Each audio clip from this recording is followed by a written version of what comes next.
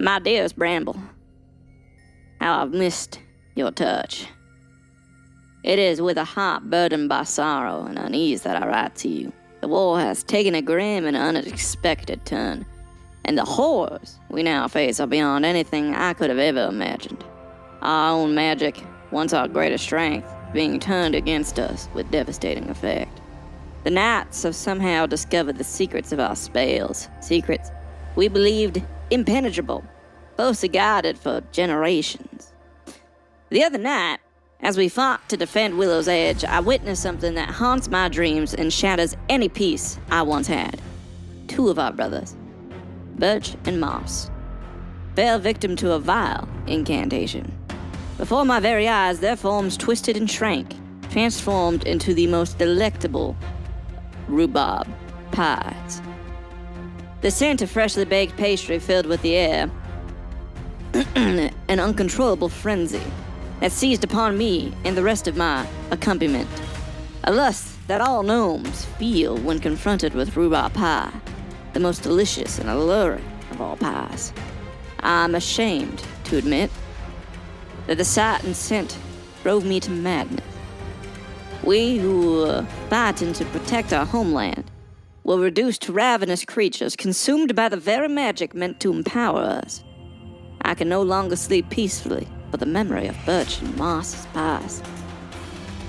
Delicious, irresistible pies plagues me. It is a torment that I cannot escape, a reminder of how vulnerable we have become. How could the knights have discovered the counters to our magic? How could they know the depths of our love for rhubarb pie? There's only one explanation that comes to mind. One that chills me to the bone. There must be a traitor among us. Someone within our ranks must have betrayed our most guarded secrets, revealing our vulnerabilities to the enemy. The thought of such treachery is almost too much to bear, yet it is the only way to explain the knight's sudden and uncanny knowledge. We must root out this traitor, whoever they may be. Until then, I will continue to fight through the fear and uncertainty that grow in my spirit. I miss you more than words can say, Bramble. Your warmth and your love are my only solace in these dark times. The thought of returning to you, of finding peace in your arms once more, is what keeps me going. Pray for us, my love. Pray that we find the strength to overcome these new challenges, and that the bonds of our brotherhood remain unbroken. And know that no matter the darkness we face, my heart belongs to you, now and always. Yours eternally, Thistle.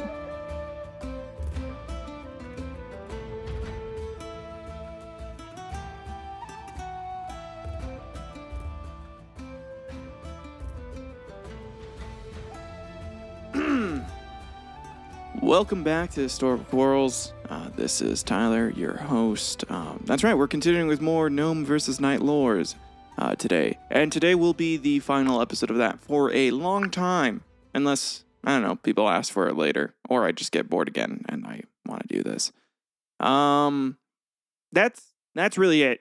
So, prep yourself. Prepare for more of this. I don't know. Listen to the letters. Some of the insanity that I wrote, I feel like is hilarious.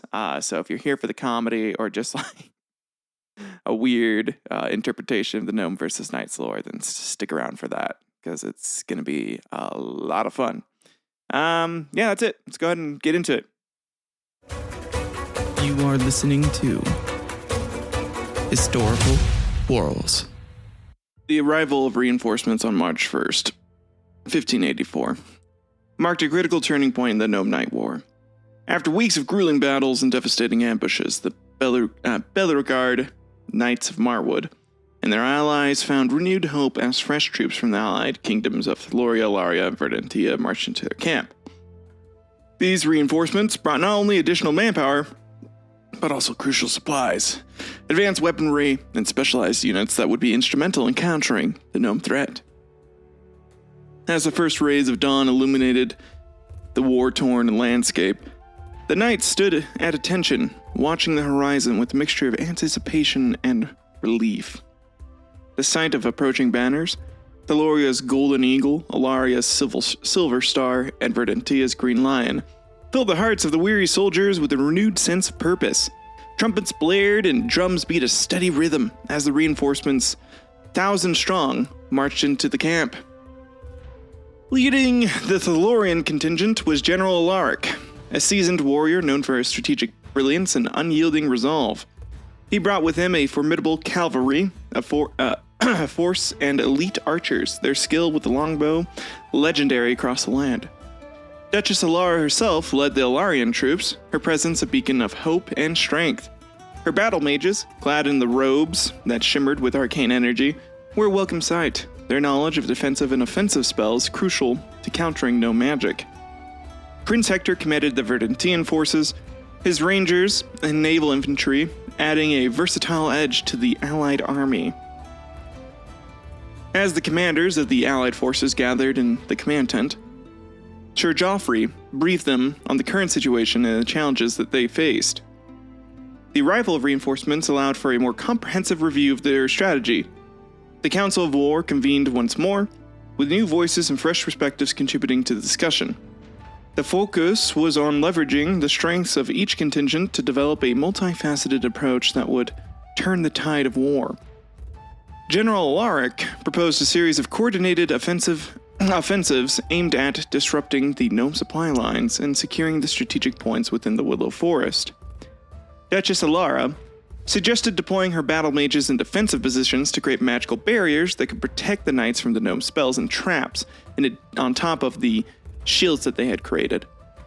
Prince Hector's rangers were tasked with reconnaissance missions, their expertise in woodland warfare invaluable for navigating the enchanted forest and identifying Gnome positions. They also brought with them advanced weaponry and siege equipment. The Loria's engineers had developed powerful ballistae capable of launching enchanted bolts that could pierce through magical barriers. Larian alchemists provided potions and elixirs to enhance the knight's endurance and resistance to enchantments, and Verdantian blacksmiths introduced a new type of lightweight, flexible armor designed to provide maximum protection while allowing for greater mobility in the dense forest terrain. The morale boost provided by the reinforcements was palpable. The knights, who had been fighting a relentless and grueling war, found new strength in the solidarity and support of their allies. Training sessions and joint exercises were conducted to ensure seamless coordination between different units. Bonds were forged between soldiers of different kingdoms, united by a common goal and a shared determination to defeat the Gnome menace.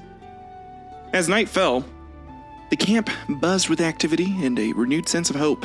The combined might of Marwood, Thaloria, and Alaria, and Verdantia was now poised to take the fight to the Gnomes with a ferocity and unity that had been previously unattainable.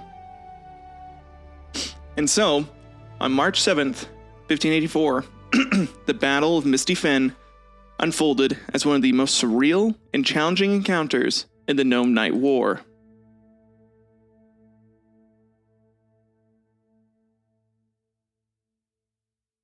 The Knights of the Anti-Gnome Alliance, emboldened by recent reinforcements, advanced into the mist-laden wetlands known as Misty Fen, unaware that the Gnomes had prepared a formidable defense bolstered by powerful druids who wielded nature magic with devastating effect. The Knights, led by Sir Joffrey, moved cautiously through the fog-shrouded landscape. The thick mist clung to the ground, obscuring their vision and dampening sounds. As they advanced, the fog seemed to deepen, becoming almost tangible. This eerie atmosphere was the result of Gnome magic designed to disorient and divide the invading forces. Unbeknownst to the Knights, the Gnomes had enlisted the aid of druids, ancient practitioners of nature magic who held deep ties to the forest and its spirits.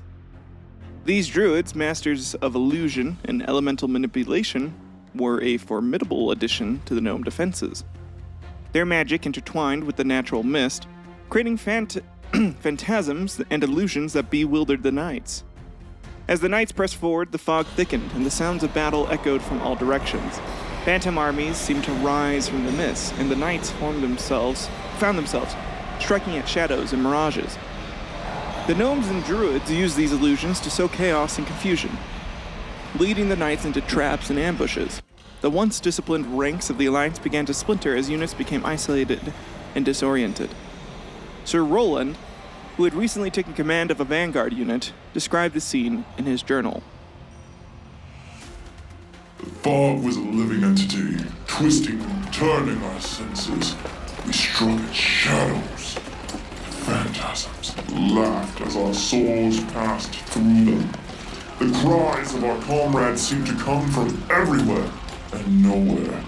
It was as if the very land had turned against us, and the gnomes were its vengeful spirits. The druid's magic not only created illusions, but also manipulated the environment. Trees seemed to move and shift, paths disappeared, and the ground itself became treacherous. The knights found themselves mired in bogs that had appeared out of nowhere, their movements hindered by grasping roots and vines. The gnomes, small and nimble, navigated the transformed landscape with ease, launching hit-and-run attacks that further demoralized the knights. In the midst of this chaos, Sir Joffrey rallied his troops, using the anti-magic shields to dispel some of the illusions and restore semblance of order. He ordered his men to form defensive circles, protecting each other from the gnomes' relentless assaults. The battle mages of Ilaria worked tirelessly to counteract the druid's spells, creating pockets of clarity within the fog where knights could regroup. Despite these efforts, the battle was a grueling test of endurance and resolve. The knights struggled to maintain cohesion, their lines breaking and reforming as they fought through the illusions and natural hazards. The gnomes and druids, relentless and cunning, exploited every weakness, their knowledge of the terrain, giving them a significant advantage. As the day wore on, the tide began to turn. Prince Hector's rangers, having taken up to the trees to gain a vantage point, identified key druid positions and directed concentrated attacks against them. With the druids distracted and their spells faltering, the knights seized the opportunity to push forward. The gnomes, though still formidable, began to fall back under the renewed assault. By nightfall, the fog began to lift, and the knights finally saw the extent of the battlefield. The gnomes and druids, recognizing the shifting momentum, retreated into the depths of the forest, leaving the knights to claim a hard-won and Pyrrhic victory. The Battle of Misty Fen had inflicted heavy casualties on both sides and tested the resolve of the allied forces to their limits. The knights, though battered and weary, had proven their resilience. The battle underscored the importance of adapting to the gnomes' unconventional tactics and the necessity of unity and discipline in the face of disorienting magic. Even with the extra equipment and with the spells and the battle mages of Ilaria, the knights still had a lot to overcome and a lot more strategy and cunning that they needed to employ if they had any hope of surviving further battles against a druid and gnome alliance. And so on March 15th, 1584, the Knights of the Anti-Gnome Alliance launched a bold and meticulously coordinated counterattack, aiming to reclaim lost territory and regain the momentum in the war against the Gnome Confederation.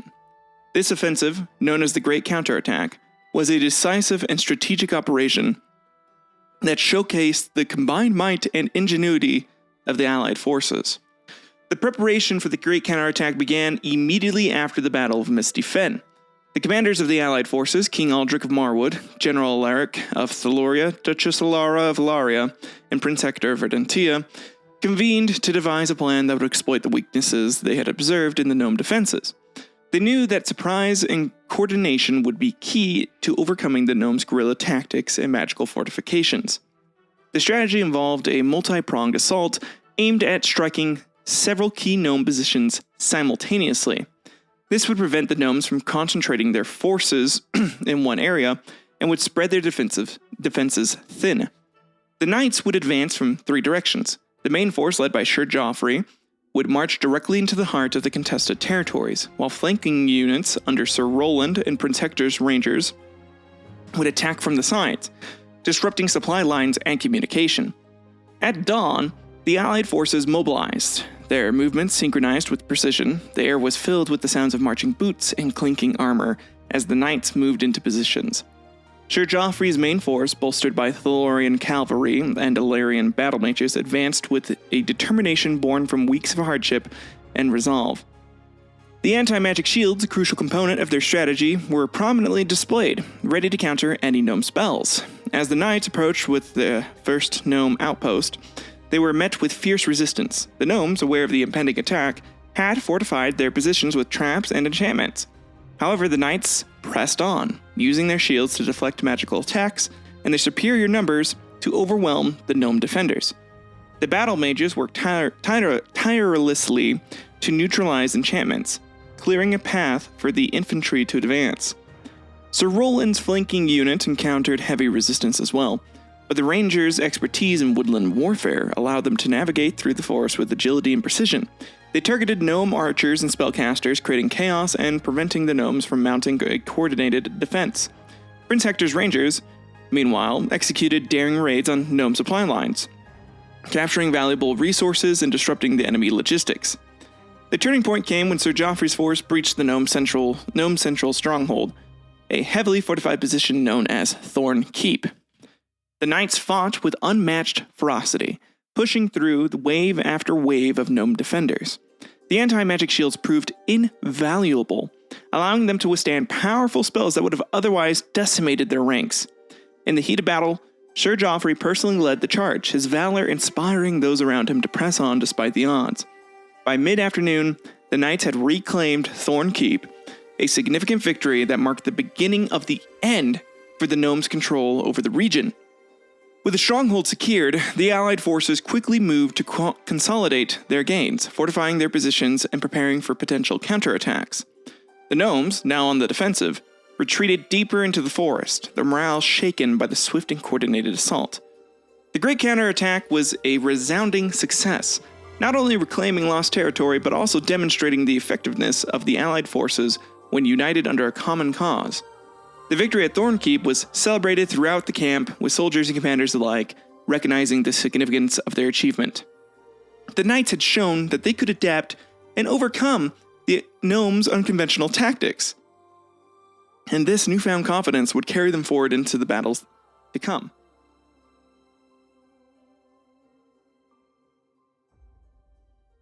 My dearest Marjorie, the events of the past weeks have led me down a path darker than I ever thought I could walk. I feel compelled to confess the actions I have taken, driven by a hatred and resolve I never knew I possessed. I know you will struggle to understand, but please know that everything I have done was for the hope of ending this war and bringing peace back to our lands. After capturing that first gnome, I was filled with a burning desire to make him pay for the horrors his kind had inflicted upon us. I took him to a secluded spot deep within our camp, where no prying eyes could witness what I was about to do. My initial attempts to extract information was met with defiance and silent contempt.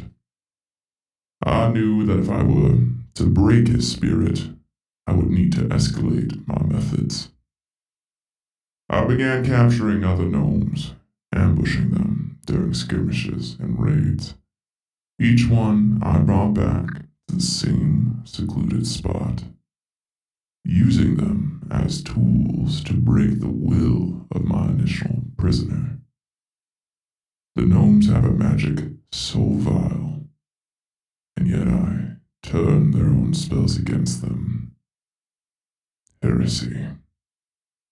I committed heresy. Slowly, I transformed them into plot-potted plants. I let them live just long enough to feel the agony of their transformation, to beg for release from their torment. The sight of his kin suffering so horribly began to wear down my captive. Each time another gnome begged for the sweet release of death, I could see the cracks forming in his resolve.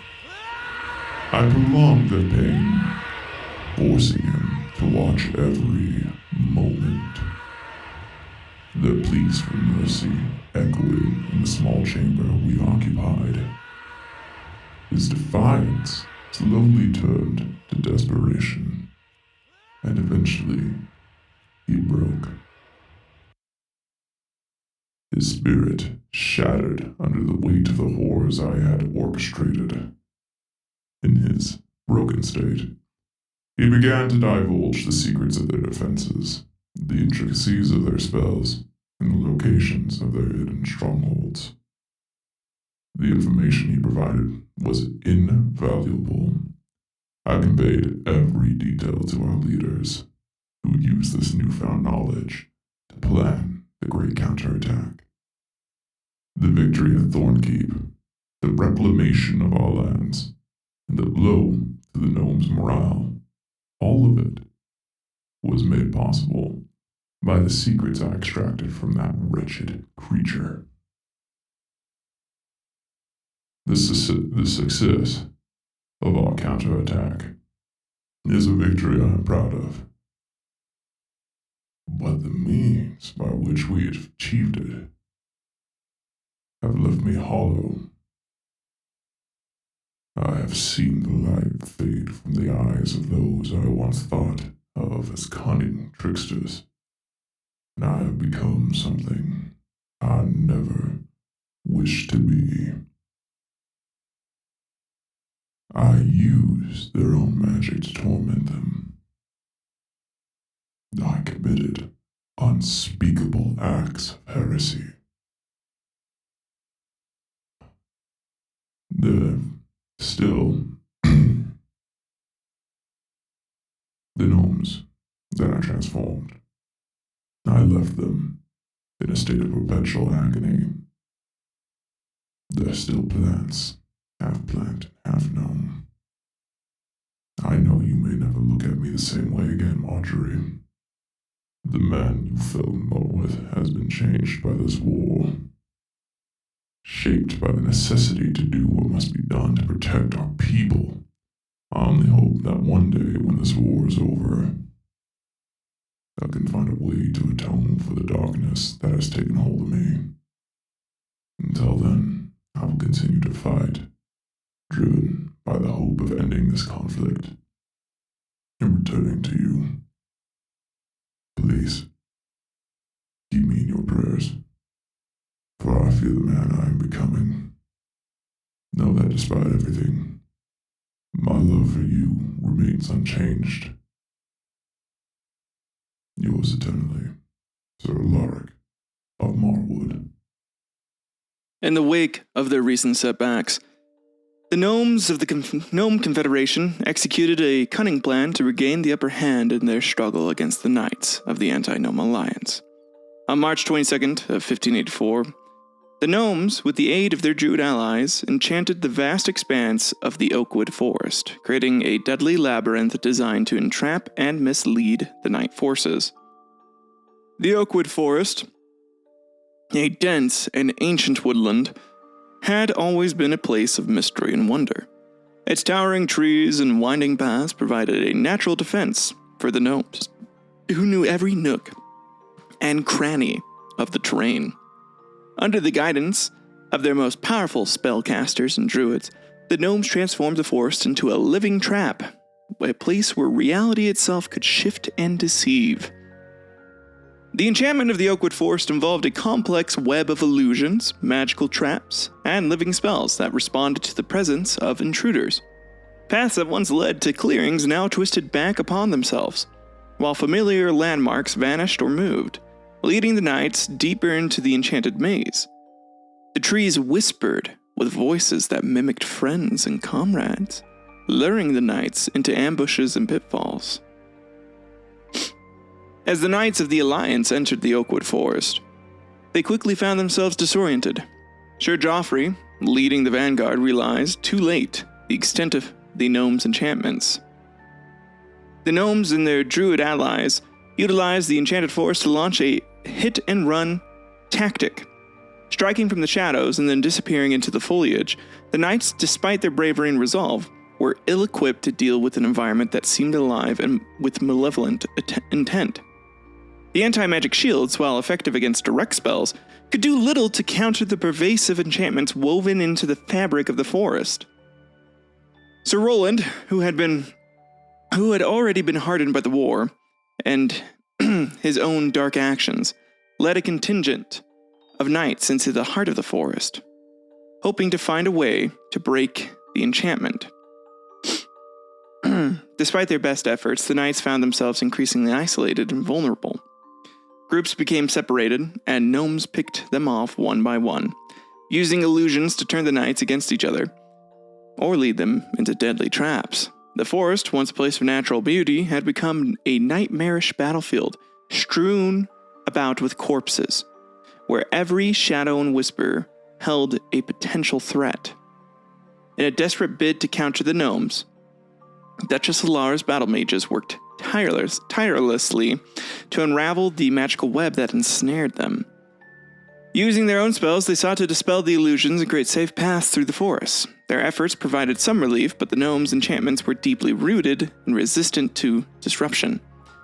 The enchantment of the Oakwood Forest was a grim reminder of the gnomes' ingenuity and the lengths they would go to protect their homeland. It showcased their ability to turn the very environment into a weapon, exploiting the knights' lack of familiarity with the terrain and their reliance on conventional tactics. The battle for Oakwood Forest was not just a physical struggle, but a psychological one, testing the knights' resolve and sanity. As the knights continued to fight their way through the enchanted forest, they knew that the war was far from over. The gnomes had shown that they could still surprise and outmaneuver their foes, and the Alliance would need to adapt and innovate to counter the ever-evolving threats that they faced. This was a testament to the gnomes' resilience and cunning, a challenge that the knights would need to overcome to achieve their ultimate victory.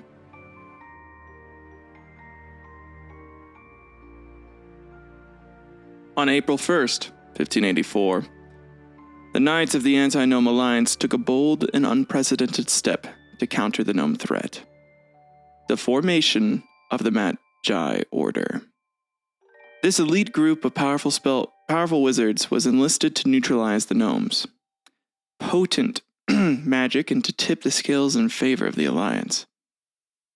Despite the wizards' initial neutrality in the conflict, the knights and their leaders understood that the lure of knowledge and substantial coin could persuade some to join their cause as mercenaries.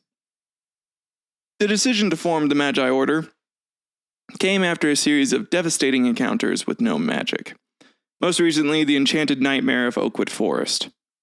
The knights knew that to stand a chance against the gnomes' arcane prowess, they needed wizards who could match and surpass their enemies' magical capabilities. The Council of Allied Leaders, including King Eldric, General Alaric, Duchess Lara, and Prince Hector, convened to devise a plan to recruit these elusive spellcasters.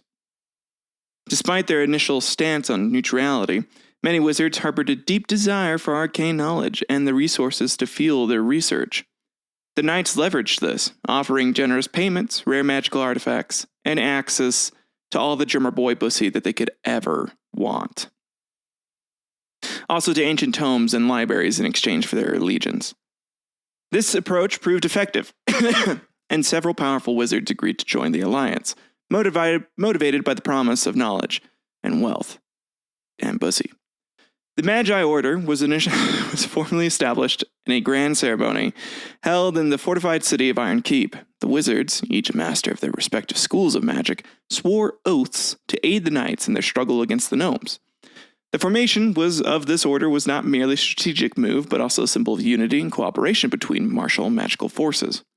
Among the prominent wizards who joined the Magi Order were Archmage Thalor, who was a renowned sorcerer specializing in elemental magic, capable of summoning storms and earthquakes to devastate enemy forces.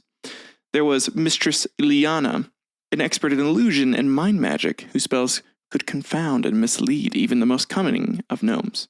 Sage Arathorn, a wise and ancient mage with profound knowledge of defensive enchantments and wards, essential for protecting the knights from magical attacks. And finally, there is Enchanter Celine, a young but gifted enchanter with the ability to craft powerful magical items and weapons, enhancing the knights' combat capabilities. The first task of the Magi Order was to develop countermeasures against the gnomes' enchantments and to devise new strategies for the knights, They began by studying the magical traps and illusions used in the Oakwood Forest, seeking ways to neutralize these threats. Archmage Thalor and Mistress Ileana led expeditions into the forest, dispelling the enchantments and restoring order to the disoriented knights. Sir Alaric, whose own dark journey had shown him the importance of magic in this war, welcomed the formation of the Magi Order. He saw in them a means to not only defeat the gnomes, but also to perhaps redeem some of the darkness that had taken hold of him. The Magi Order quickly proved their worth. In subsequent battles, their spells countered no magic effectively, turning once deadly encounters into victories for the knights. Enchanter Celine's magical enchantments made the knights' armor and weapons more resilient and deadly, while Sage Arathorn's defensive wards protected the entire battalions from magical assaults. The gnomes, recognizing the new threat posed by the Magi Order, adapted their tactics.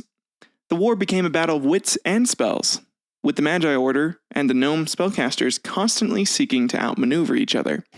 The formation of the Magi Order marked a new phase in the conflict, one where magic and might worked in tandem to bring the alliance closer to victory. And so on April 10th, we have the Battle of the Broken Bridge, which became a defining moment in the Gnome Night War. It would highlight the fierce determination and formidable capabilities of both sides. This battle, fought at a strategic crossing over the River Sable, resulted in a brutal stalemate with heavy losses on both sides. The Broken Bridge, once a vital trade route, had become a critical point of contention in the ongoing war. Control of this bridge would allow the knights of the anti-gnome alliance to push deeper into gnome territory and secure their supply lines. For the gnomes, holding the bridge meant preventing the knights' advance and maintaining their defensive perimeter. As dawn broke, the allied forces, led by Sir Joffrey and reinforced by the newly formed Magi Order, approached the broken bridge with a sense of urgency and resolve. Archmage Thalor and Mistress Ileana coordinated their spells to support the knights, while Sage Arathorn and Enchanter Celine prepared defensive wards and enchantments. The knights, armed with anti-magic shields and enchanted weapons, were ready for the fierce battle ahead. The gnomes, anticipating the knights' advance, had fortified their positions on the far side of the bridge. They had already placed powerful enchantments on the bridge itself, turning it into a deadly trap for any who dared cross. Their druids and spellcasters stood ready, prepared to unleash a torrent of magic upon the knights. The battle began with an intense exchange of spells and arrows, each side testing the other's defenses. Sir Alaric, driven by a newfound grim resolve, led the charge across the bridge. The knights moved forward under the protection of their anti-magic shields, but the gnomes' enchantments soon came into play. The bridge erupted in magical explosions, and the ground beneath the knights' feet shifted and cracked. Despite the chaos, Sir Alaric pressed on, his determination unyielding. In the midst of the battle, the Magi Order showcased their formidable prowess. Archmage Thalor summoned a massive storm, sending lightning bolts crashing down upon the gnomes' positions.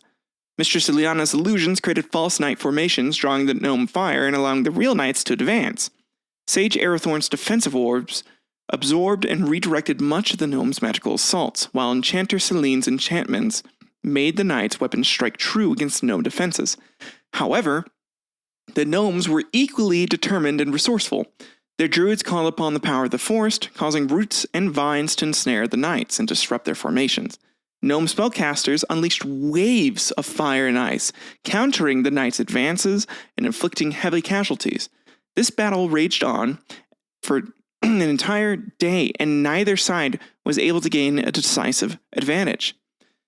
The turning point came when the bridge itself began to collapse under the strain of the intense fighting. Sections of the bridge crumbled into the river below, turning the crossing into a treacherous battlefield.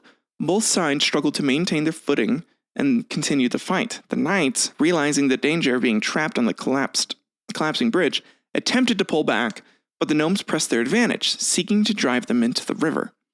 Despite this chaos, Sir Joffrey and Sir Alaric managed to organize a retreat, their forces falling back to the relative safety of the riverbank. The gnomes, though victorious and holding the bridge had suffered significant losses and could not pursue the retreating knights. The bridge, now shattered and broken, stood as a symbol of the fierce and costly stalemate. As night fell, both sides licked their wounds and assessed the heavy toll the battle had taken. The knights had been unable to secure the crossing, but the gnomes had paid a high price for their defense. The Battle of the Broken Bridge demonstrated the brutal reality of the war, where victories were hard fought and often Pyrrhic. In his journal, Sir Alaric would reflect on the battle. The broken bridge stands as a testament to our struggle. We fought with all our might, and yet the gnomes matched us blow for blow. This war has no easy victories, only the relentless pursuit of an end to the suffering.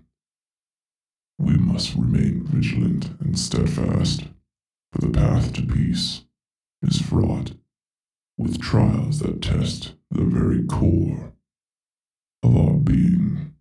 The Battle of the Broken Bridge left both sides with much to consider. The knights and their allies knew they needed to adapt their strategies and find new ways to counter gnomes' magic and guerrilla tactics. The gnomes, aware of the knights' growing capabilities, prepared for the next phase of the conflict with renewed determination. This war was far from over, and each battle brought them closer to an uncertain and hard-won peace. And here we have a letter from Brambletooth to Thistle. My dearest Thistle, I write to you with a heart weighed down by sorrow and disillusionment. The Battle of the Broken Bridge has left scars on my spirit that I fear will never heal. The futility of this war, the endless cycles of violence and death, has become all too clear to me. I wish more than anything that the initial attempts at brokering peace had succeeded. Perhaps then we would not be mired in this senseless conflict that has cost us so dearly. When the war began, I believed in our cause. I thought I understood what we were fighting for. But now, I can scarcely remember the ideals that once fueled my determination. The horrors I have witnessed, the lives lost, and the innocence shattered has left me questioning everything. I do not know if I will ever return to the joyous schoolteacher I once was in our beloved town of Whispering Hollow. I reminisce often about those days, Thistle, when the greatest challenge I faced was teaching our young ones the intricacies of reading and arithmetic. How I loved the laughter and curiosity of the children, their eyes bright with the promise of a future full of wonder. I remember Tinker, one of my first students, a boy so full of life and potential. He was just old enough to enlist when the war came to our doorstep. His spirit was unbreakable, or so I thought. During the battle, I watched in helpless horror as Tinker, that bright-eyed boy I once taught, was caught in the crossfire. The enemy's vile magic transformed him into a rhubarb pie. And in the chaos, our own comrades, driven by the frenzied lust we all share for rhubarb pie, consumed him. To see one of our own, someone I had nurtured and guided, reduced to such a fate, broke something deep within me. Despite the darkness that now clouds my heart, my will to protect Whispering Hollow and to avenge Tinker's senseless death is unyielding. I fight not just for survival, but to ensure that our home, our way of life, is not erased by this unending war. Each day I strive to find a way to honor his memory, to ensure that his sacrifice was not in vain. I cling to the hope that even in this madness, we can find a path to peace. The burden of war has changed me, Thistle. I do not know if I will ever be able to return to the simple joys of teaching, to the life we once knew. But I know that I must continue to fight, not out of hatred or vengeance, but out of love for our people and for the hope of a future free from the suffering, Pray for me, my love, as I pray for you. Hold on to the light and remember the better days, for they are the beacon that guides us through this darkness. May we one day find peace and return to Whispering Hollow, to rebuild and heal from the wounds this war has inflicted upon us all. Yours, eternally, Brambletooth. The war between the Knights of the Anti-Gnome Alliance and Gnome Confederation had already seen countless acts of bravery and moments of heartbreak. And on April 18th, 1584, one such tragic event unfolded as the Knights attempted to rescue their comrade, Sir Alistair, from the cruel grip of gnome magic. The effort, marked by hope and desperation, ended in sorrow. Sir Alistair, a noble and valiant knight, had fallen victim to a particularly vile gnome spell during the chaos of the Battle of the Broken Bridge. He had been transformed into a grotesque, sentient statue, a mockery of his former self. Frozen in a state of perpetual agony, his comrades, unwilling to abandon him to such a fate, devised a plan to reverse the enchantment and to restore their beloved brother in arms. The knights, led by Sir Geoffrey and accompanied by several members of the Magi Order, including Archmage Thalor and Sage Arathorn, brought Sir Alistair's statue to a secluded glade where they believed they could safely perform the ritual. The air was thick with anticipation and the weight of what they were about to attempt. Failure was not an option that they wished to consider, yet the risks were high and the complexity of the gnomish curse was daunting. Archmage Thalor began the incantation, drawing upon his deep well of elemental magic to unravel the spell, and Sage Arathorn, with his profound knowledge of defense wards and counter curses, assisted in stabilizing the magic around Sir Alistair, hoping to provide a shield against any backlash. The knights watched in tense silence, their hearts filled with a mixture of hope and dread. But as the ritual progressed, it became clear that the gnomish magic was far more intricate and insidious than they had anticipated. The statue that was once Sir Alistair began to glow and tremble, signs that the spell was being challenged. But then the glow turned dark, and a terrible, otherworldly wail filled the glade. The ground shook, and a surge of chaotic energy erupted from the statue, throwing the knights and mages backward. Sir Geoffrey, picking himself up from the ground, saw the horror before him. The statue had shattered into countless pieces. And where once there was a glimmer of hope, now there was only devastation.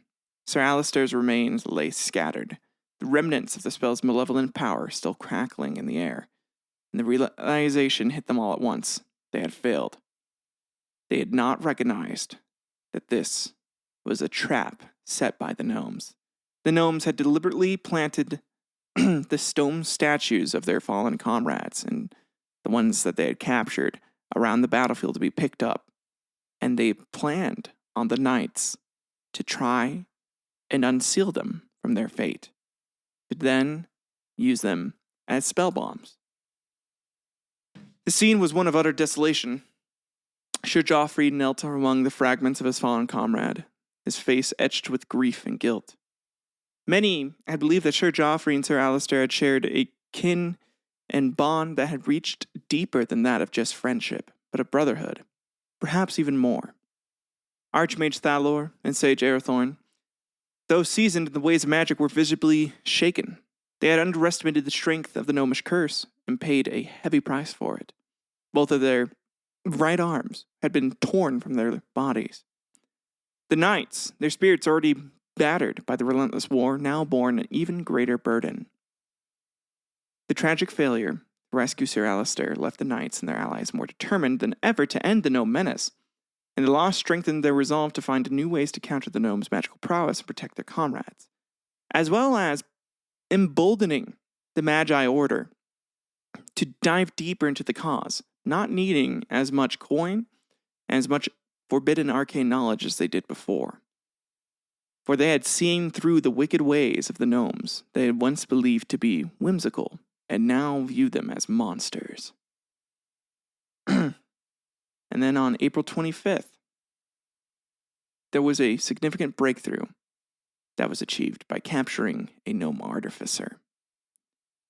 The capture occurred during a raid on a gnome outpost near the border of Enchanted Willow Forest. The knights, under Sir Alaric's command, launched a surprise attack at dawn, their strategy meticulously planned to avoid the deadly enchantments and traps that had previously cost them so dearly. The gnome outpost, though well defended, was caught off guard by the ferocity and precision of the knights' assault. Among the captured gnomes was a highly skilled artificer known as Grimbold. His reputation as a master of magical devices and traps was well known among the gnome ranks, recognizing the value of their captive. Sir Alaric immediately ordered Grimbold to be brought to a secure location for interrogation. The knights had learned from their earlier encounters that extracting information from the gnome prisoners was no simple task. Their resilience and loyalty to their kin were formidable. However, Sir Alaric's previous experience with a gnome POW had taught him the harsh tactics required to break their spirit. He knew that time was of the essence, and the information Grimbold held could save countless lives.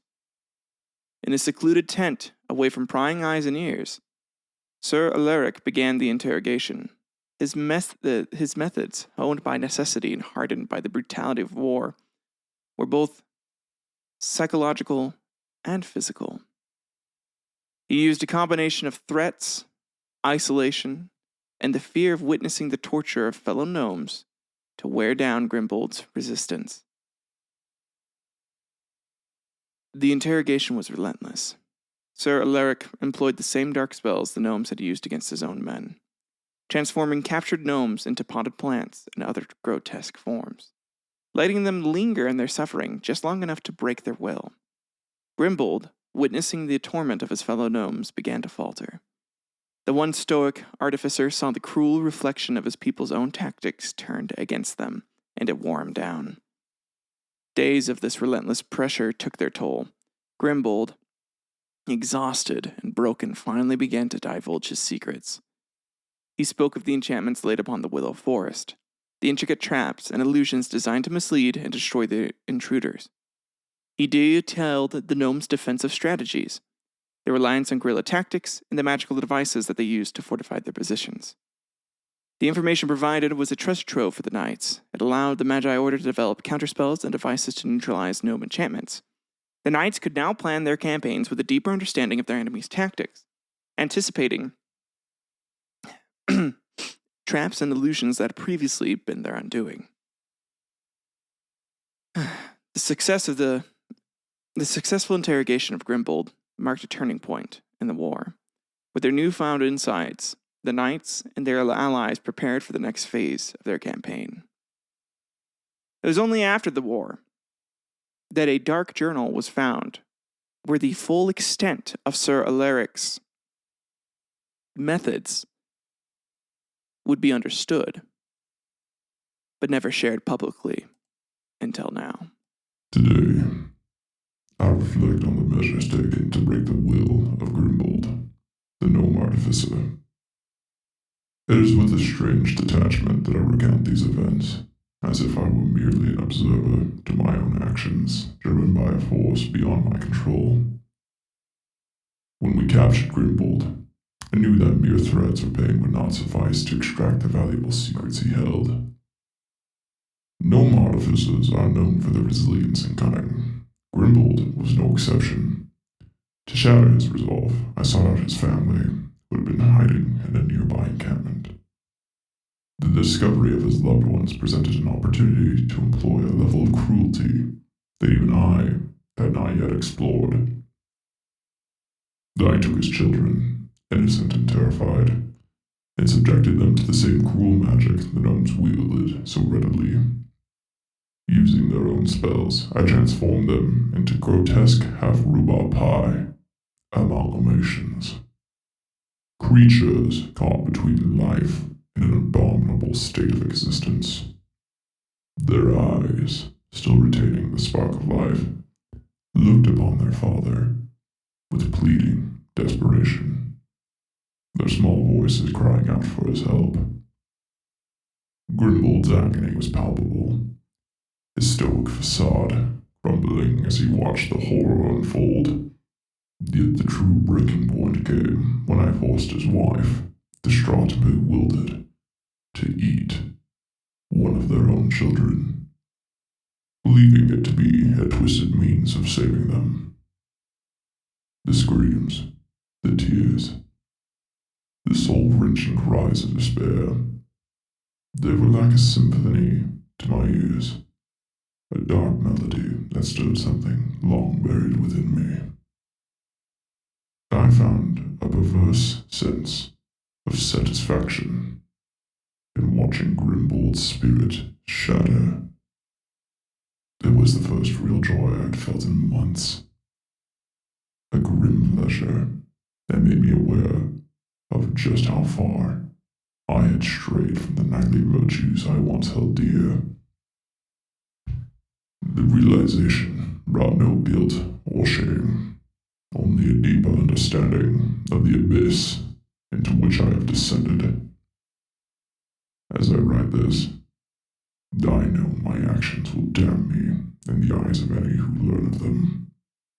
Yet, I cannot deny the cold satisfaction of knowing that the information extracted from Grimbold has already turned the tide of this war.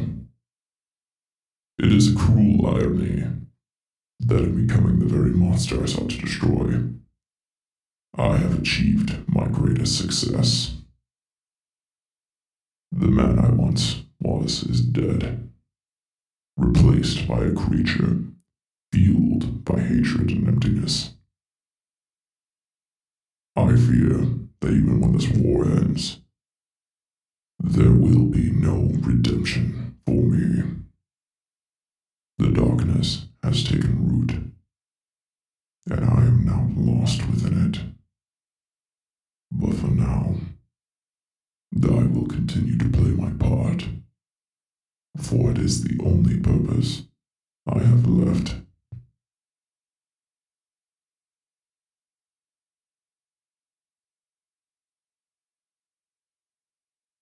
On May 2nd, 1584, a historic alliance was forged between the Knights of the Anti-Gnome Alliance and the reclusive woodland elves.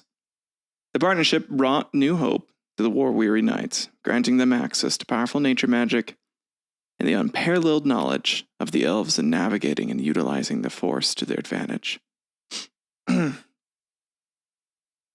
on May 6th of 1584, the gnomes, recognizing the increasing strength and capabilities of their enemies, would forge an alliance with the Troll Union, gaining access to powerful field soldiers, and enhancing their arsenal with enchanted weaponry and spell cannons.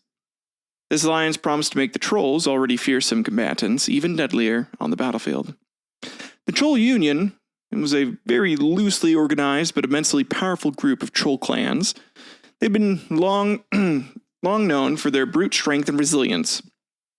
Their imposing stature and natural combat prowess made them formidable foes.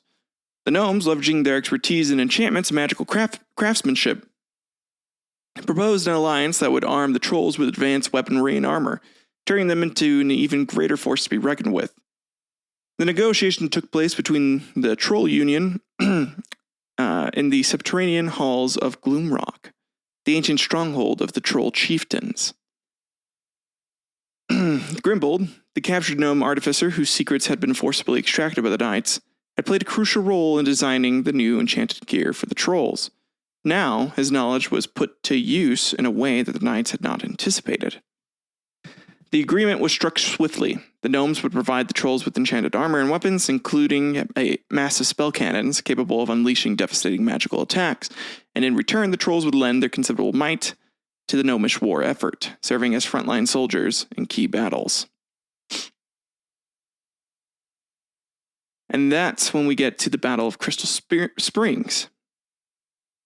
Crystal Springs, a vital source of fresh water, strategically important location, was the chosen battleground.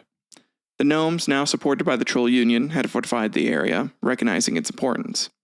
The allied forces, led by Sir Joffrey, and bolstered by the elven contingent under High Druidess Alandra, aimed to reclaim the Crystal Springs and deliver a significant blow to the Gnome-Troll alliance. As dawn broke over the serene landscape of the Crystal Springs, the Allied forces prepared for battle. The knights, wearing their newly enchanted armor and wearing weapons, strengthened by the elves' magic, stood ready. The woodland elves, with their deep connection to the natural world, had prepared the battlefield, infusing the very ground and water with protective and empowering spells. The battle commenced with a fierce initial assault by the trolls, their enchanted armor glinting in the morning light, and their spell cannons firing devastating blasts. The knights, however, were prepared. Under the guidance of Archmage Thalor, they raised magical barriers that absorbed and deflected the trolls' attacks. High Druidess Alandra summoned the power of the forest, causing the ground to erupt with roots and vines that entangled the trolls and slowed their advance. Sir Alaric, at the forefront of the battle, fought with a renewed sense of purpose. The memory of past defeats and the horrors of war fueled his determination. As the trolls pressed forward, he and his men stood their ground, their resolve bolstered by the presence of their elven allies. The elven archers, with their unmatched precision, targeted the gnome engineers and spellcasters, disrupting their control over the trolls' enchanted gear. A turning point came when High Druidess Alandra, standing atop a hill overlooking the springs, raised her staff and called upon the ancient spirits of the forest. A shimmering barrier of light enveloped the allied forces, protecting them from the worst of the trolls' attacks. Simultaneously, the waters of the Crystal Springs, infused with elven magic, erupted into torrents that swept through the gnome and troll ranks, scattering them and breaking their formations. Archmage Thalor seized the opportunity to unleash a devastating storm of lightning and fire upon the disoriented enemy. The combined forces of nature and arcane magic created a spectacle of destruction that overwhelmed the gnomes and trolls.